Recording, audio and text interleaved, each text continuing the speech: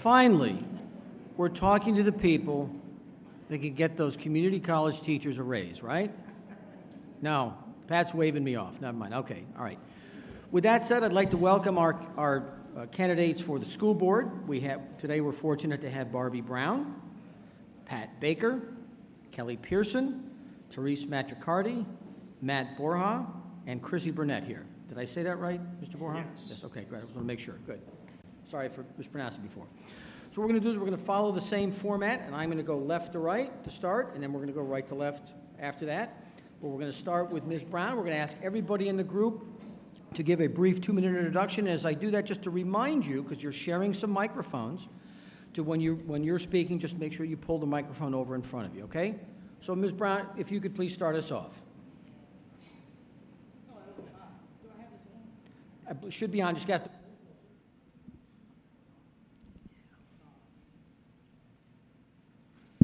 Now we are.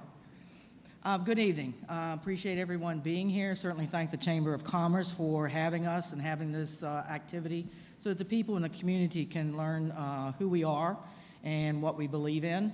And the honor of being on a school board is rather large and has lots of responsibilities. I am originally from Warren County, graduated from Warren County High School. My mother was one of 9. My grandmother was one of 18. So I finally decided to move a little further away and stopped in Culpeper after Warren County and didn't plan to stay, but stayed because I loved the school system. I worked here as a teacher, an assistant principal, ran alternative education, and retired after 41 years in public education. And after a few years of sitting back, I decided that the community had given so much in educating me as an administrator and a teacher that it didn't seem quite right to just walk away, take all that knowledge with me, and then not find some way to give back. So as such, I ran for the board 4 years ago, got on the board, and I believe I have provided good service for the county. If anyone thinks I haven't, they certainly are free to tell me privately somewhere. That'd be great.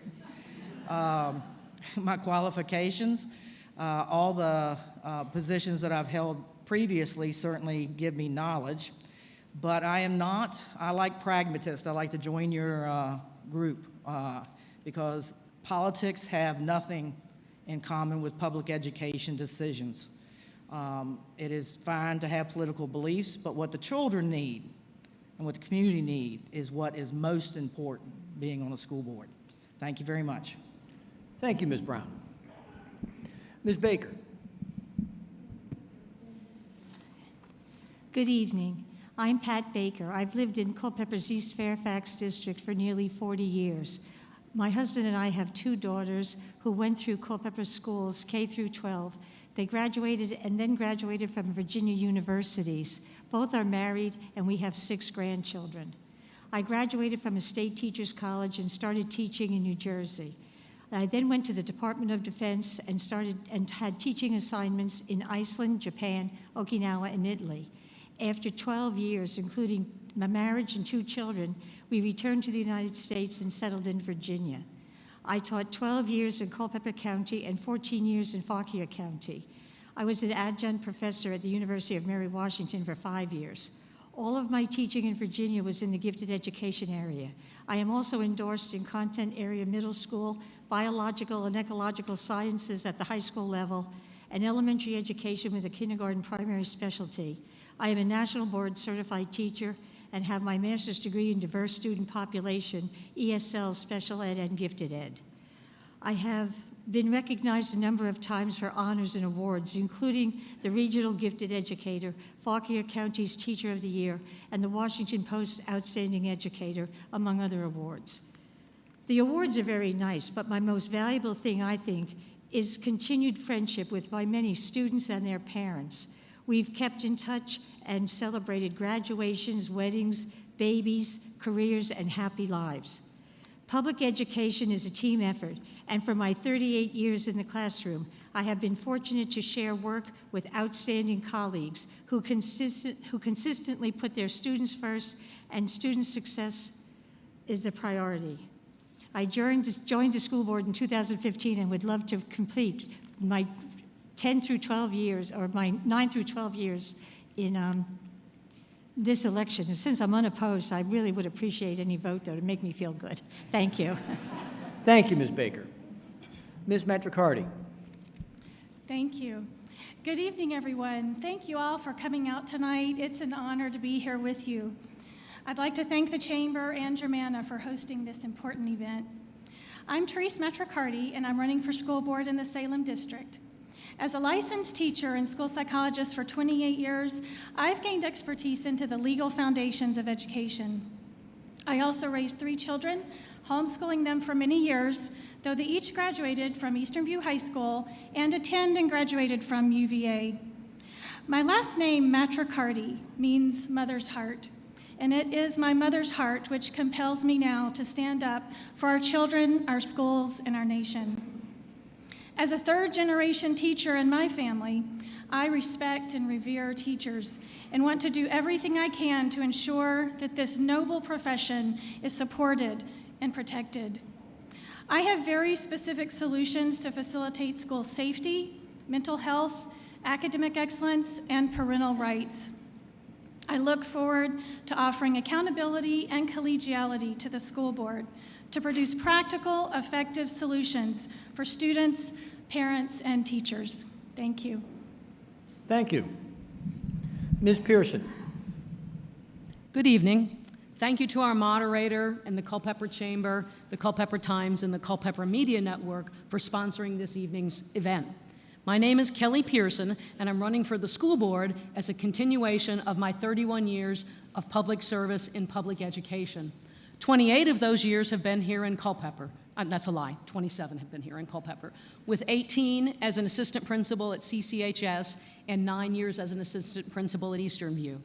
I have extensive experience dealing with students and parents and teachers in all aspects of academics and instruction, including career and technical education and special education. I also have extensive experience in all aspects of school safety and security and student support services, including topics such as mental health, truancy, homelessness, domestic violence, suicide, substance abuse, as well as behavior interventions and supports, and of course, all school disciplinary procedures. Every year I've been involved in recruiting and retaining personnel, as well as budgeting and planning for future growth.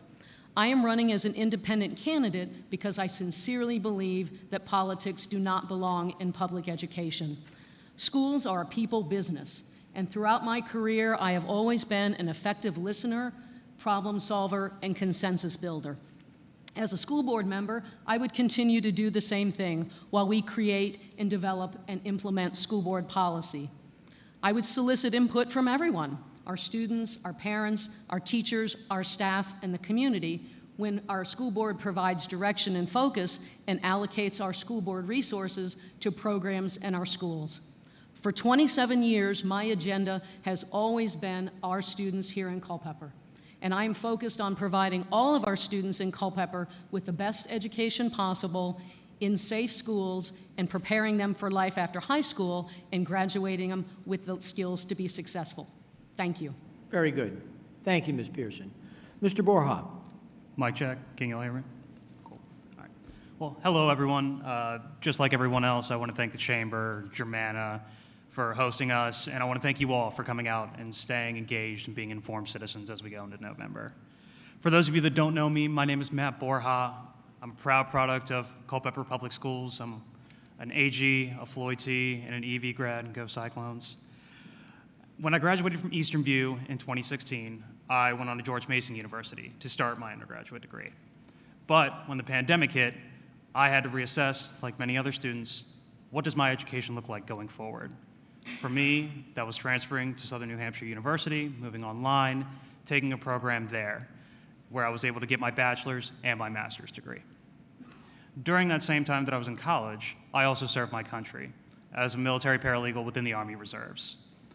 As of last year, I completed a 2-year stint on active duty with the Army Reserves as I worked as the military paralegal, working with the Army's top lawyers at the Pentagon on national security law issues.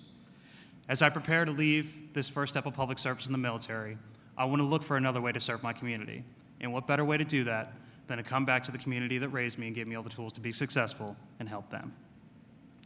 While Culpeper schools are making great progress in making sure that all students are able to attain their educational goals, we can always do better.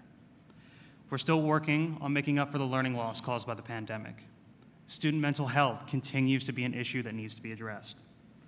Mid-level and senior level teacher pay continues to be lower than the locality average, which hurts our retention.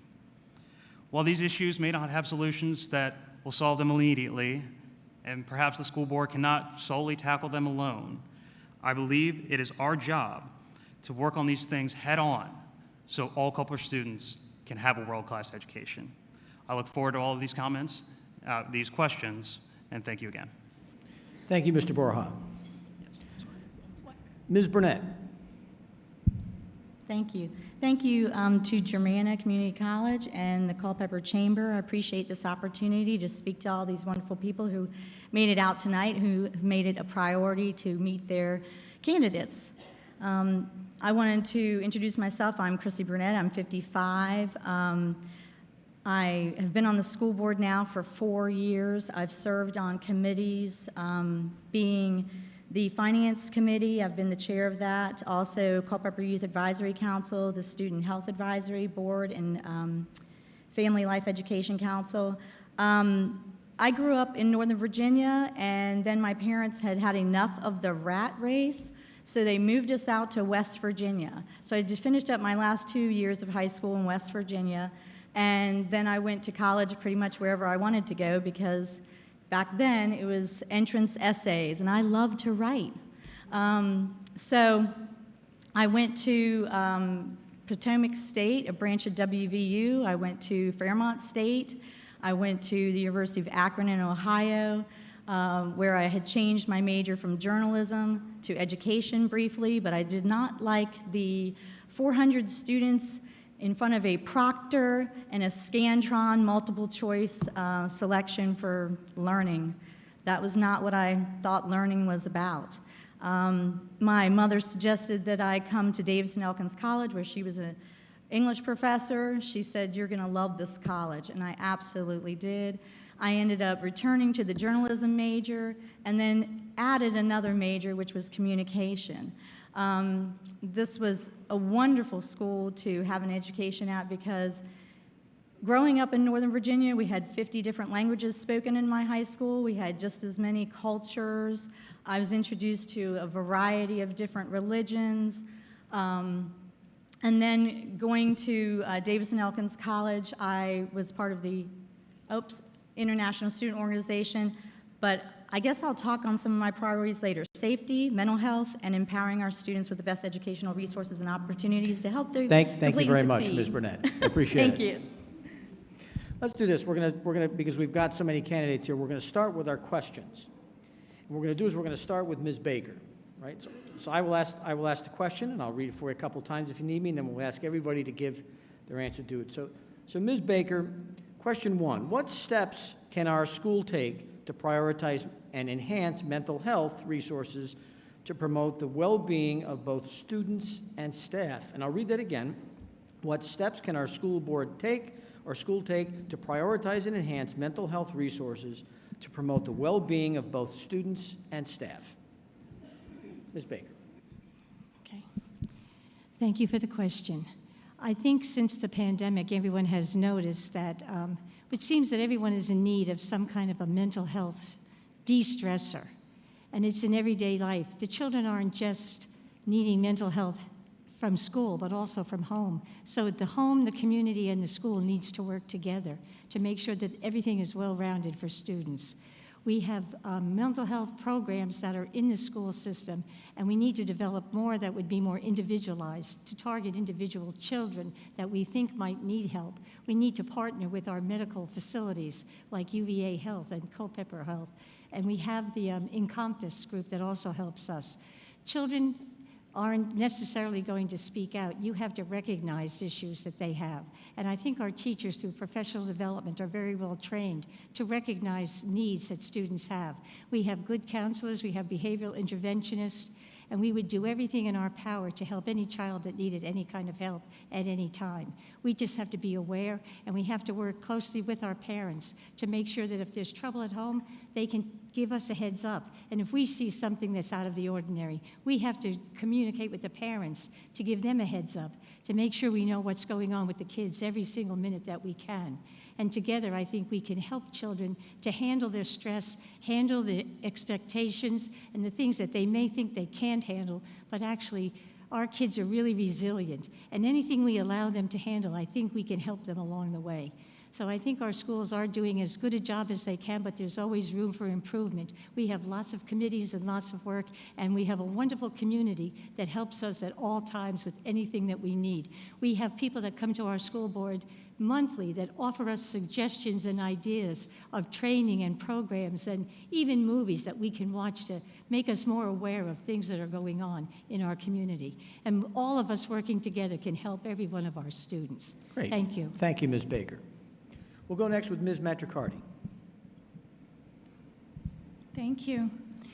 As a school psychologist for 28 years and as a mom, I understand personally and professionally the issues students, parents, and families contend with in our society today. I have worked with students of diverse backgrounds, including LGBTQ students, students with disabilities such as autism, learning disabilities, ADHD, and emotional disabilities. I have spent my professional life evaluating and advocating for the well-being of students. I have seen the ways in which regulations protect students and the ways in which they don't.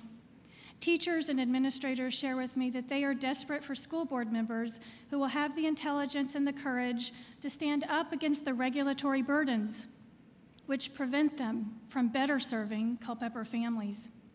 I would propose that we offer a more extensive baseline of mental health services to students without the necessity of a 3-month wait for a psychological evaluation and eligibility. I would work with the Virginia Department of Education, Governor Youngkin's administration, and private partnerships here in our community to ensure that we have increased access to alternative educational settings for students in need of this. I am also committed to ensuring that we have specific policy enabling administrators to take effective action against bullying, that we fully adopt the Virginia Department of Education's model policies for transgender students, and ensure that social-emotional learning proceeds only with absolute transparency for parents. I will look forward to carefully recalibrating policy to enable administrators and teachers to better meet the needs of our students and families today. Thank you. Thank you. Ms. Pearson. Thank you. The health and well-being of our students and staff is very important because there is a clear link between health and wellness and learning. Our health and wellness initiatives include areas of school nutrition, physical activity, and various health screenings for our students. But the major aspect, as we know, of health and wellness for our students and staff is the mental health aspect. Mental health often manifests itself as disciplinary, academic, or attendance issues for our students. Mental health supports that could be expanded and that we currently have in place include an employee assistance program for our adults so they can best serve our students. We have school nurses, our school counselors, our behavior interventionalists, our social workers, and our school psychs. We also have all these people that help families deal with the issues because school is often the very first place where students and families come for help. Our schools also connect with community agencies, including private therapists, the FAP team, Family Assessment Planning team, the JNDR, Juvenile and Domestic Relations and Court Services, and we often file CHINS petitions for supervision or services to, again, help students and families get support that they need.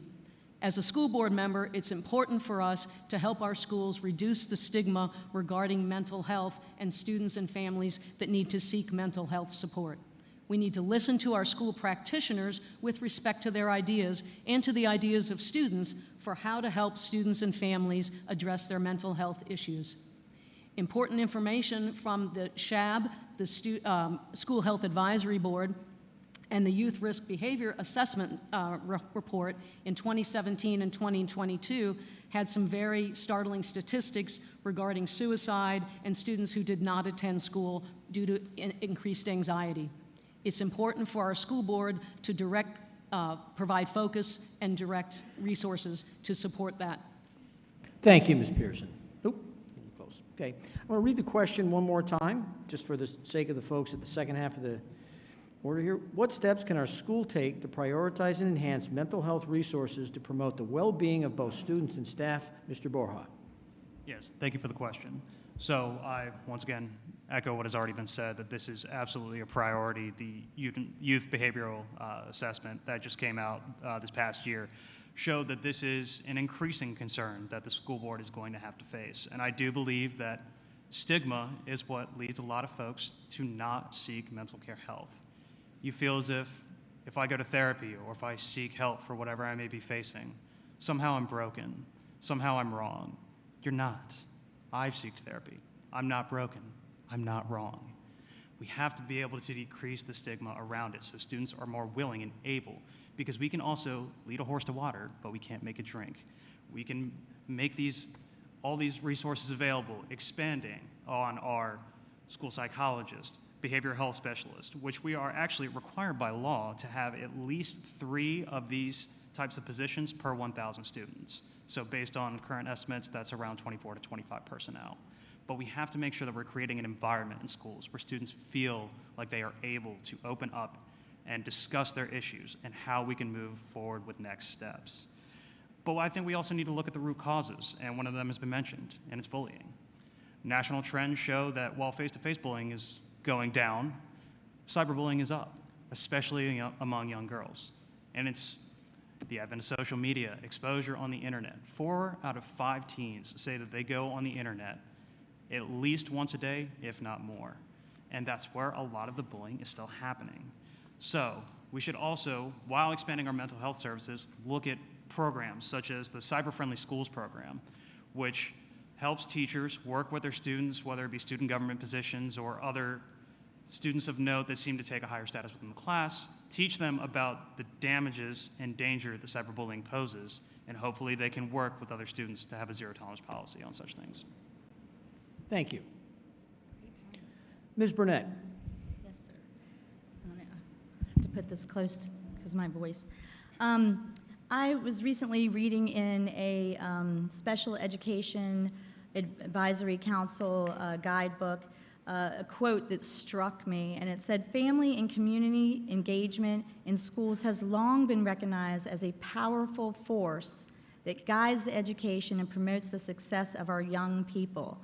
And when it comes to mental health and wellness, that's a huge umbrella. It encompasses your physical activity, your nutrition, your interactions with your peers, with your family members, also substance abuse and sexual behaviors and adverse childhood experiences. They all play into your mental health and well-being. And being on SHAB, I was able to see the results of these 3,200 participant surveys of students, and it is startling that we had an uptick in sadness, anxiety, depression, suicidal thoughts. But one of the things that struck me as a positive was that the parents or guardians were being alerted. So in other words, students are talking to their parents, and it is less, I think, of a stigma than what it used to be. And I think that's through education. I think that is through a lot of the programs that we're implementing in the school system. We have been trying different things in different classes, like PE, we're doing, martial arts. And I've been talking about meditation and alternatives to helping with the mental health. Thank you. Thank you, Ms. Burnett. Ms. Brown. Thank you, and thank you for the question. Well-being, the pandemic truly put the spotlight on the well-being of everyone, including students. How do you deal with that as a school system? I believe I have the intelligence and the courage that I've shown the last 4 years in this, and I would continue to do that. The first thing that has to happen is people have to feel, the children have to feel like they're connected to the school. We have too high of a turnover rate today, not as high as we did 4 years ago. We've offered more benefits, and we've retained more of our teaching staff. But I took a gun off of a student one of the years I was assistant principal at CCHS. How did I come by that information? One of the children, who was not the most model child, stepped into my office, said, "So-and-so has a gun," and stepped back out. And I was frozen because I was like, my God, he's telling the truth. It was the connection the child had. He knew his teachers, he knew the staff, and he knew that he could be comfortable coming in and telling someone. So those connections, teaching methods, having methods that are collaborative, like our E² thing that we have. Balance your high expectations and have supports in place. And prepare the staff to recognize the signs that student and staff members have that have distress. Be the person, I keep saying many times, see something, say something. The culture of our children is to, I don't want to tell, just like we did 100 years ago. We have got to get them to understand they are in charge of the safety of the school if they will only be strong enough to let us know what's going on, because they know before we ever know. And that comes with the wellness. Great. Thank you very much, Ms. Brown. All righty, we've gone through the first question. The next question, we're going to start with Ms. Matricardi now. And I'll read it for you. I'll read it a couple times. Second question, what measures, Ms. Matricardi, do you believe the school board could implement to create a safer learning environment, allowing our students to concentrate on achieving their academic goals? And I'll read it again. What measures do you believe the school board could implement to create a safer learning environment, allowing our students to concentrate on achieving their academic goals? Thank you for the question. My number one priority as a mom is school safety, because reading and math won't matter if our children aren't safe. When my son was a junior in high school, under a previous principal, another student threw an explosive into my son's occupied bathroom stall. Not only was I never notified by the school about this incident, no other parent would ever know that this violent event occurred. I later discovered that the perpetrator was already wearing an ankle bracelet under house arrest, yet was allowed in our schools. If I'm elected to the board, I will be requesting that every school reports online each week every violent disciplinary infraction which occurs, without listing names, only events, so confidentiality is never compromised. These disciplinary codes are already downloaded to the state, but it's parents, not the state, who need to know about the violence occurring in their children's schools. We already report on a myriad of issues, such as COVID, lice, and SOL scores, without ever compromising confidentiality. This is no different, but far more important. I will also advocate for sufficient armed SROs at every school, and will advocate for new drug safety courses based on fentanyl facts, and will ensure that violent offenders receive the support they need in alternative settings. I will stand against the misuse and abuse of regulations which protect criminals and punish good citizens. I will always have the back of every teacher and administrator willing to facilitate discipline, law and order, and safety in our schools.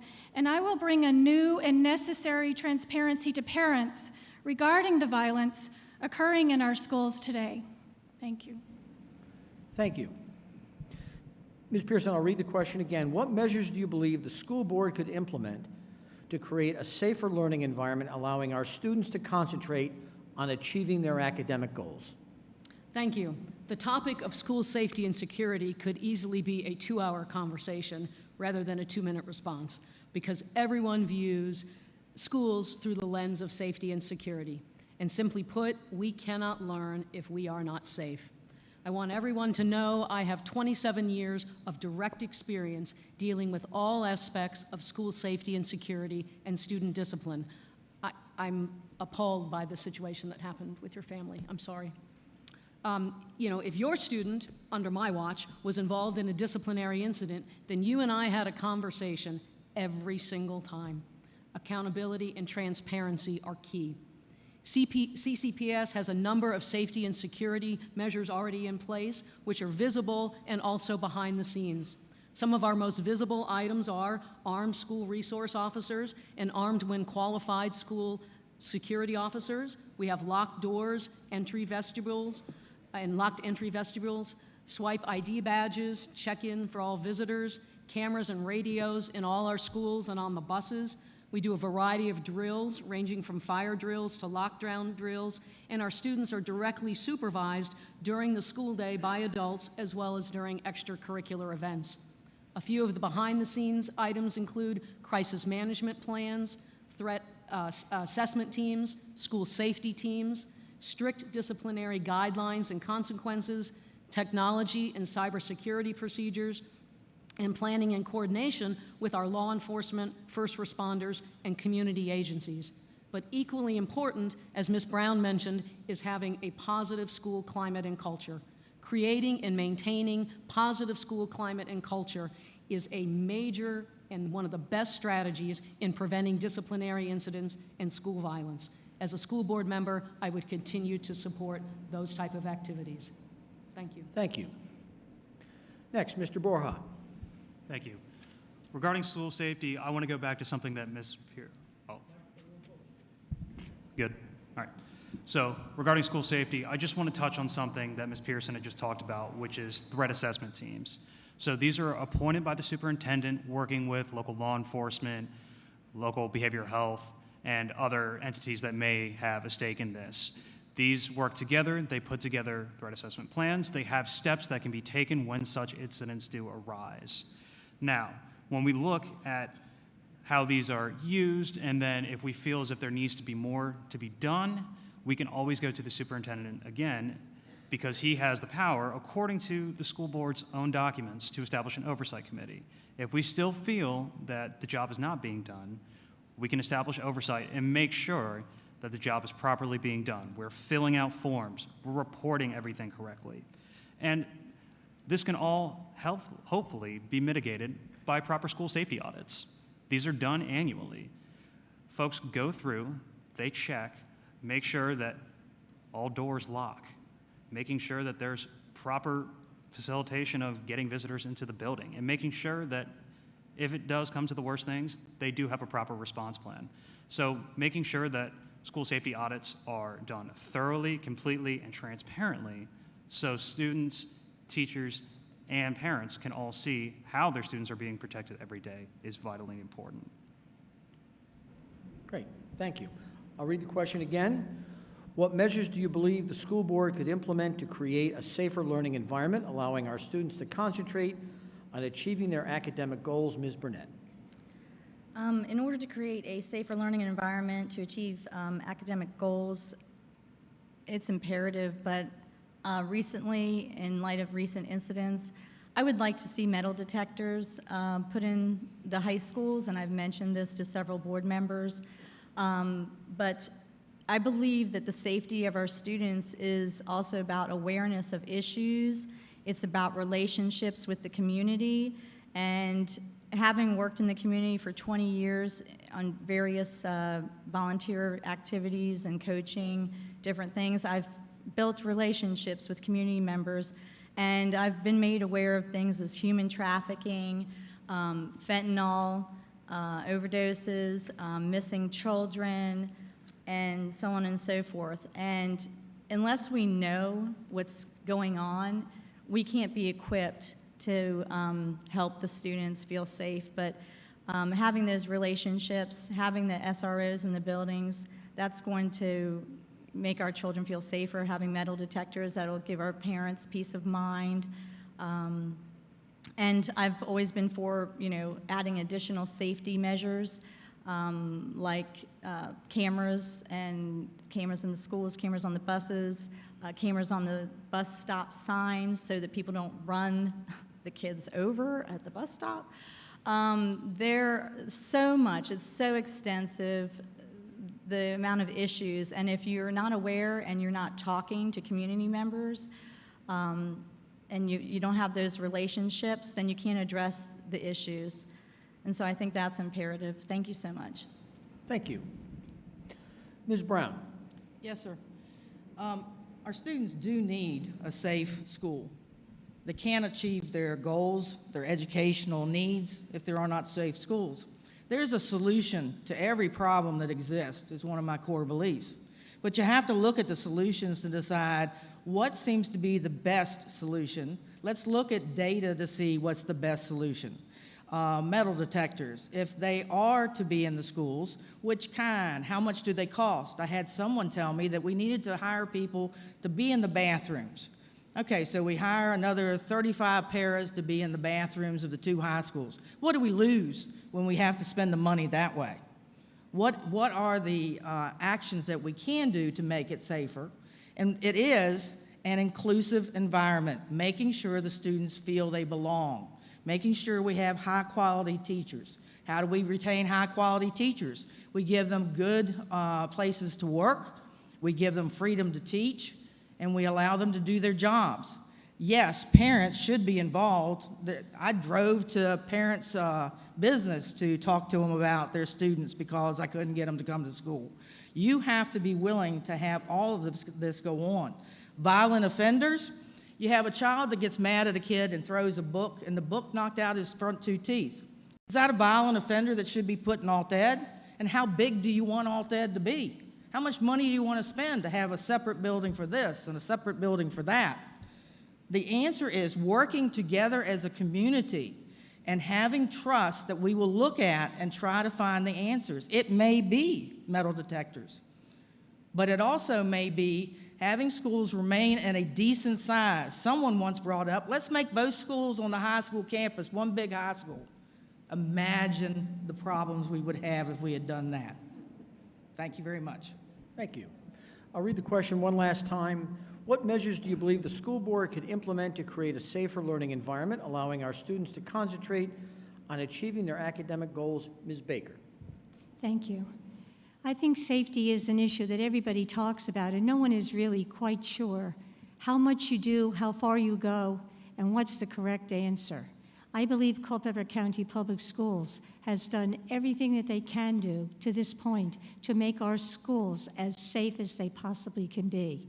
I know our superintendent has a student roundtable that meets once a month with him, and I know one of his questions is always, do you feel safe in school? And I know that for the past, well, I've been on 8 years, and I guess he started it probably that long ago. I know that their answer is always, yes, they felt safe. But that's all in an individual, isn't it? It depends on what the whole environment might be.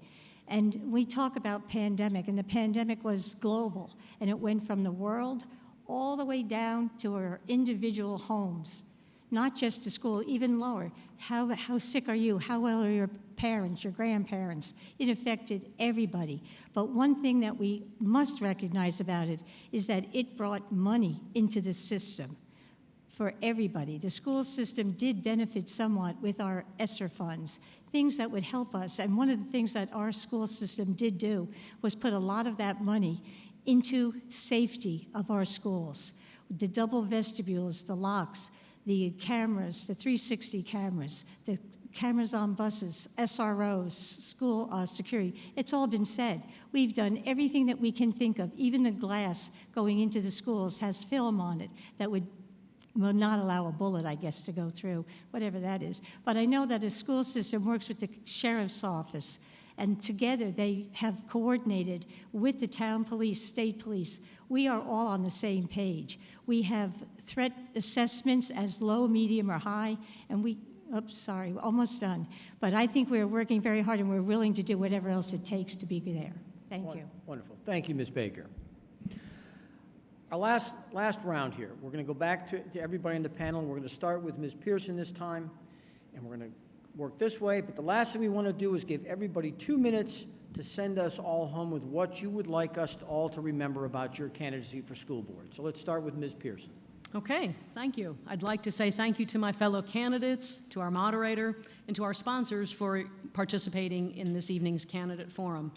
The irony is not lost on me that even though I sincerely believe politics don't belong in education, I am having to engage in a campaign to get back to what I know and love, which is helping students and teachers and parents.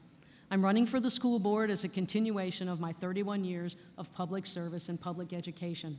I have worked with all of you on the stage, I've worked with many of you in the audience, and I've worked with many of your children.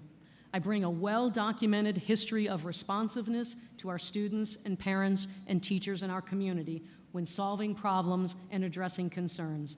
As many of you can attest from my phone calls to you, I have always involved parents and partnered with parents in all aspects of your students' education. I would bring a frontline credibility and a practicality to the school board when we create and develop policies which are focused on student academic achievement and school safety and security. I'm also a skillful listener, a problem solver, and a consensus builder. And that's important when you are a member of a seven members on the board, because you cannot enact policy on your own. I will continue to solicit input from everyone and consider all points of view as our school board provides direction and focus and allocates resources to our students and staff for mental health, school programs, and smooth operations. As a former school administrator, I have a unique skill set and a wide range of experiences to bring to the school board. Most people would agree that I'm reasonable, and I don't swing to any extreme other than going the extra mile for the success of our students and being a strong advocate for public education. I will continue to do that as a member of your school board, and I respectfully ask for your vote. Thank you very much. Thank you. Mr. Borja. Thank you. Once again, I want to thank the Chamber for hosting us, Germana for giving us the space to do this. I want to thank the moderator for your questions. I want to thank the candidates up here for coming up and engaging in this civic discussion about the future of Culpeper Public Schools. And thank you all for, once again, staying tuned, staying informed about what's going on in your community. Over the next 4 years, Culpeper students will continue to grow up, they'll continue to graduate, they'll move on to the workforce, they'll move on to college, they'll go into the military, they'll do whatever they like. They'll go to all corners of the county, the state, the nation, and even the world. Now, when people meet them, people's impression of Culpeper is going to be based on the product that we put out. Pardon me.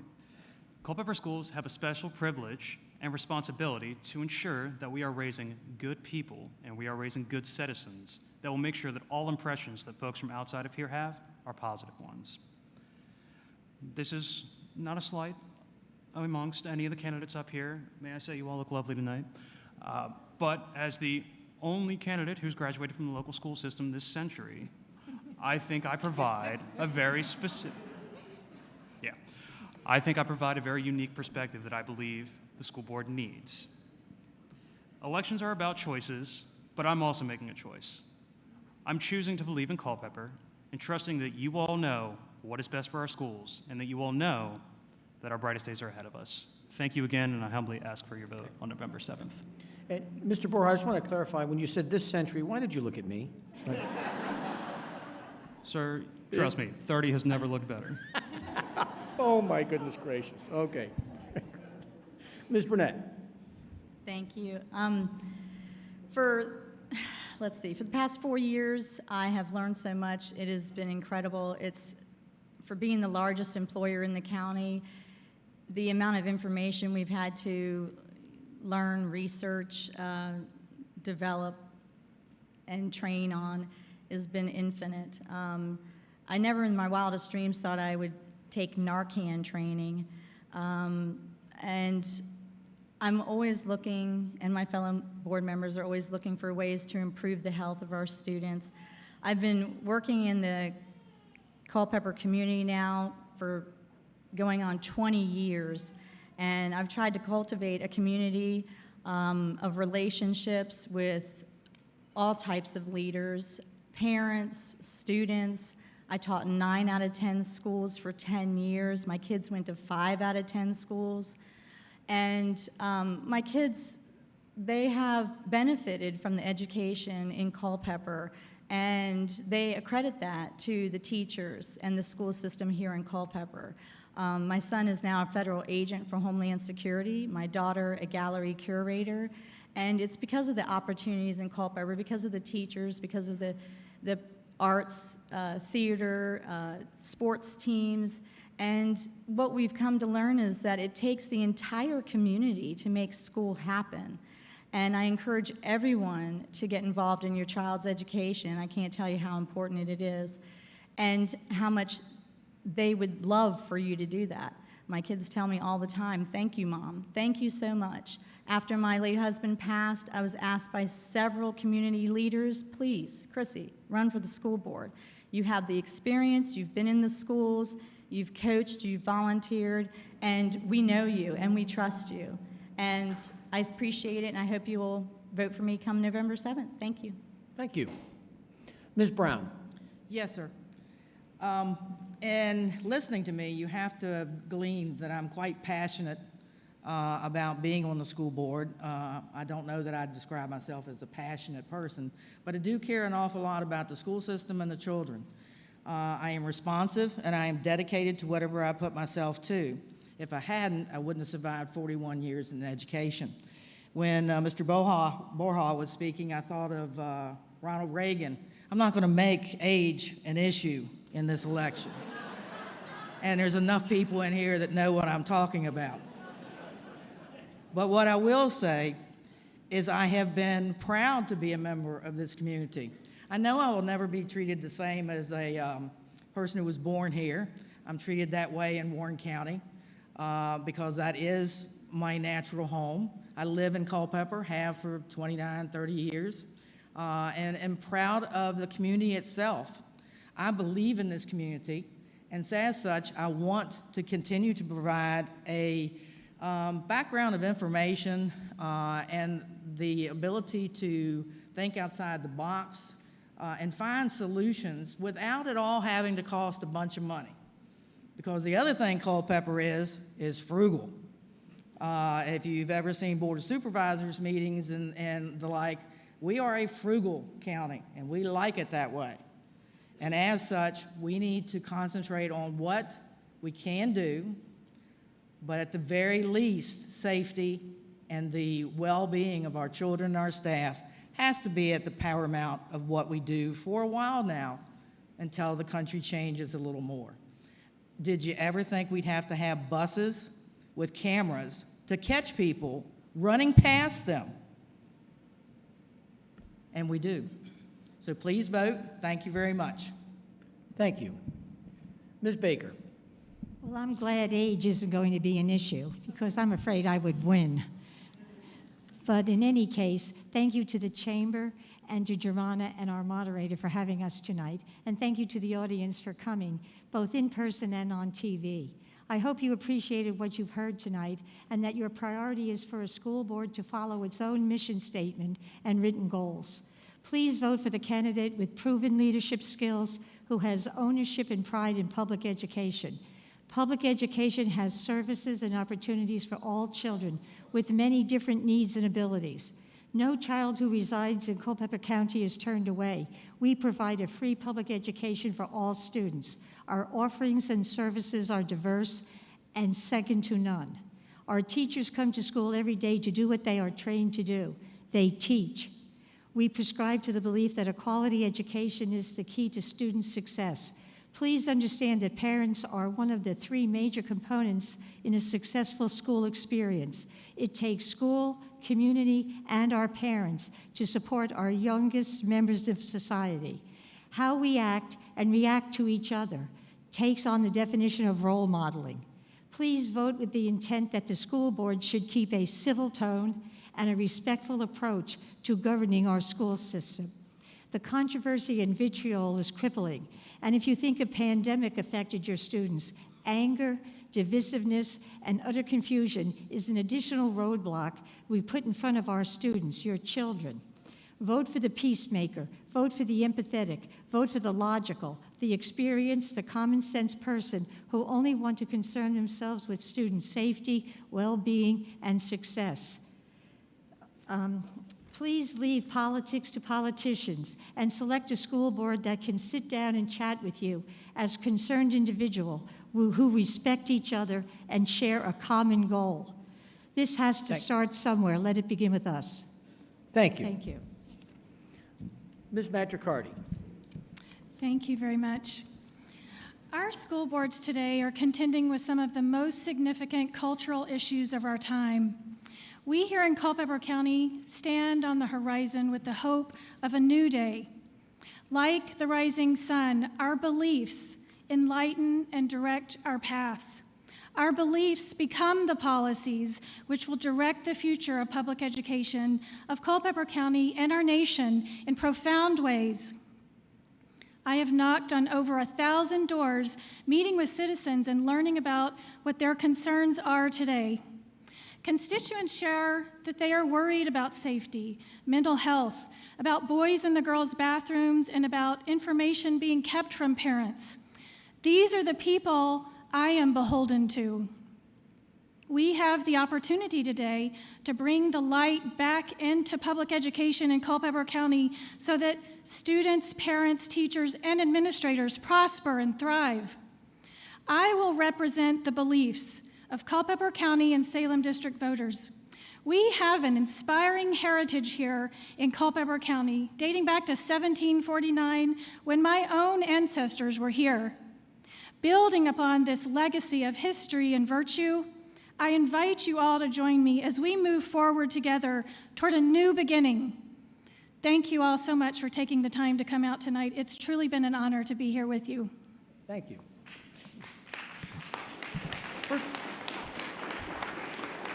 First of all, just a couple of closing comments. First of all, I want to thank all of our panelists here as moderator, I want to thank you for your engagement, your time, and your commitment to the process. I also want to say to you as a parent who put 2 children through Culpeper schools, I want to thank you. Those two kids have grown into fantastic adults, and it's through the efforts of folks such as yourself that have been able to do so. And I want to clarify one question for all of the candidates here. None of you were able to review my high school records, correct, before we did this? Thank goodness. All right, good. All right. Thank you very much. I appreciate that. We're going to take another 5-minute break, and then we'll have our sheriff candidates come up.